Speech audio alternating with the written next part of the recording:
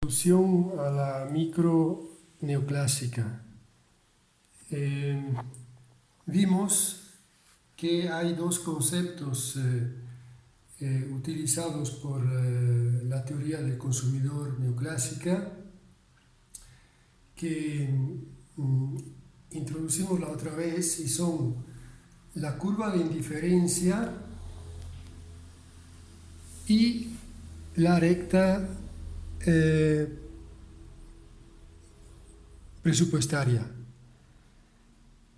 Estos dos conceptos describen, por un lado, el de curva de indiferencia, las llamadas preferencias o gustos. Es decir, qué tanto un consumidor aprecia un producto u otro. Eso se describe con una curva que tiene ese andamiento. A lo largo de la curva de indiferencia hay canastas y son infinitos puntos. Cada punto indica una canasta de consumos que dan a este consumidor la misma utilidad. Por eso se llaman también curvas de isoutilidad.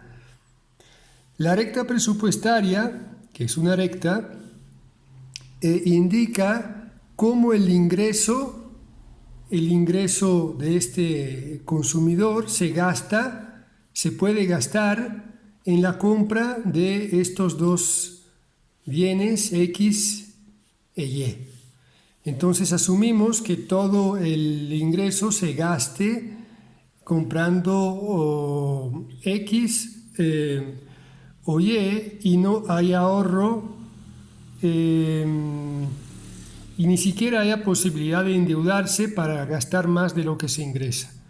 El gasto y el ingreso coinciden. Ahora, este aparato analítico bastante simplificado permite determinar lo que se llama el punto de óptimo del consumidor. Óptimo del consumidor es una canasta representada por un punto que indica una combinación de consumo que maximiza la utilidad del consumidor, pero sometido a una restricción presupuestaria que es la que el ingreso que es dada por el ingreso de este mismo consumidor. Entonces es un problema de maximización bajo restricción que en matemática tiene un problema bastante conocido. Ahora, gráficamente, ¿cuál sería en el caso que tenemos aquí este punto de óptimo? Bueno, como ven, la gráfica que estoy haciendo no lo permite todavía determinar porque estoy viendo aquí una curva de indiferencia que da canastas de consumo que no son accesibles porque este consumidor solo puede comprar las que están a lo largo de su recta presupuestaria. Entonces no tiene acceso a las que están más allá, afuera. Por lo tanto, hay que conformarse con una curva de indiferencia que representa un nivel de utilidad más bajo, que gráficamente se ve como una curva que está en la parte interior, más adentro, más hacia el origen de los ejes. Entonces, por ejemplo, una curva como esta es accesible. Un punto como este o como este representan canastas accesibles porque están en la recta presupuestaria y claro, dan un nivel de utilidad no tan elevado porque es el que está asociado a esta curva de indiferencia bastante interna. Entonces este consumidor lo que trata de hacer es ir hacia la curva más externa, pero sabiendo que no se puede pasar de la recta presupuestaria que lo condiciona, lo restringe en sus posibilidades de consumo. La solución al final será llegar a una curva de indiferencia tangente a la recta presupuestaria. Es decir, que toca la recta presupuestaria en un solo punto, el punto de tangencia, donde se determina una canasta de consumo que es llamado óptimo porque maximiza la utilidad respetando la restricción presupuestaria que este consumidor tiene. Entonces este es el punto de óptimo del consumo y será un punto de la función de demanda tanto de X como de Y cuando la podremos representar en otra gráfica. Ahora, en términos analíticos, ¿cómo se identifica este punto E? Que lo llamo así con la letra mayúscula E para decir que es un punto de equilibrio y es el punto que escoge este consumidor. Bueno, en términos analíticos lo que podemos decir es que en este punto la recta presupuestaria es precisamente la tangente a la curva de indiferencia. ¿Cómo se aclara eso con el lenguaje del álgebra? Bueno, decimos que la pendiente de la recta es la pendiente de la curva de indiferencia en ese punto. La pendiente de la recta la obtengo cuando despejo Y, y lo vimos la otra vez, que con el despeje de Y obtengo Y igual al ingreso sobre el precio menos la relación de los dos precios que multiplica X. Entonces la relación entre los dos precios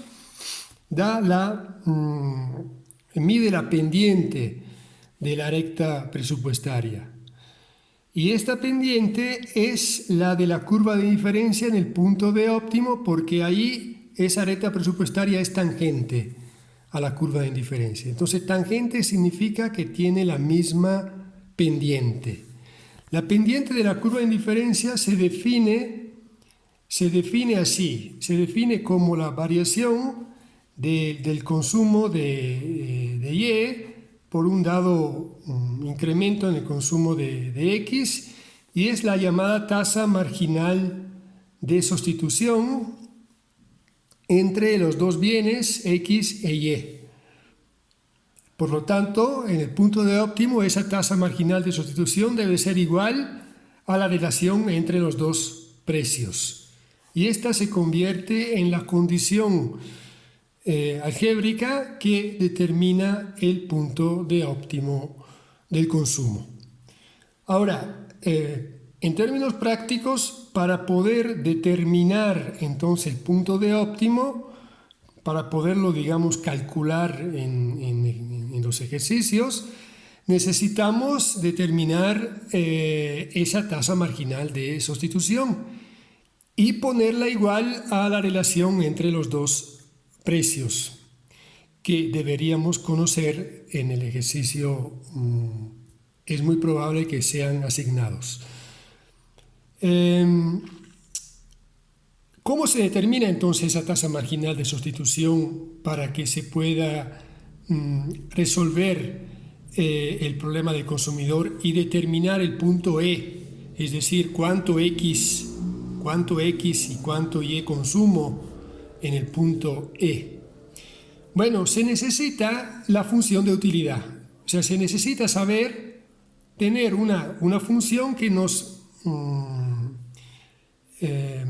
muestre estas preferencias de este consumidor que las curvas de indiferencias aquí están mostrando. Entonces, habrá una función de utilidad que en un ejercicio viene asignada en una función que depende de X y de Y, a partir de la cual determino la tasa marginal de sustitución. ¿Por qué? La tasa marginal de sustitución así definida resulta ser la relación entre las utilidades marginales de X y de Y. Entonces, la relación entre las dos utilidades marginales permite determinar la tasa marginal de sustitución y al ponerlas igual a la relación entre los dos precios, deberíamos estar en condición de determinar el óptimo, o sea, sus coordenadas en términos de cuánto x y cuánto y se consume. Normalmente esta ecuación no es suficiente porque hay dos variables que determinar y una sola ecuación no permite determinar dos variables. Entonces se recurre también a la recta presupuestaria, que es otra ecuación segura, ¿no?, conocida, que depende de los dos precios y donde al conocer los dos precios y al conocer el ingreso, también puedo definir una relación entre X e Y. Entonces tengo como dos relaciones entre X y Y, una que viene aquí de este problema así resumido, del problema del consumidor así resumido, y la otra que viene de la recta presupuestaria. Dos ecuaciones, dos valores incógnitos, el sistema debería ser determinable únicamente, o sea, debería haber un solo valor de X y un solo valor de Y que satisfacen ese sistema. ¿Sí?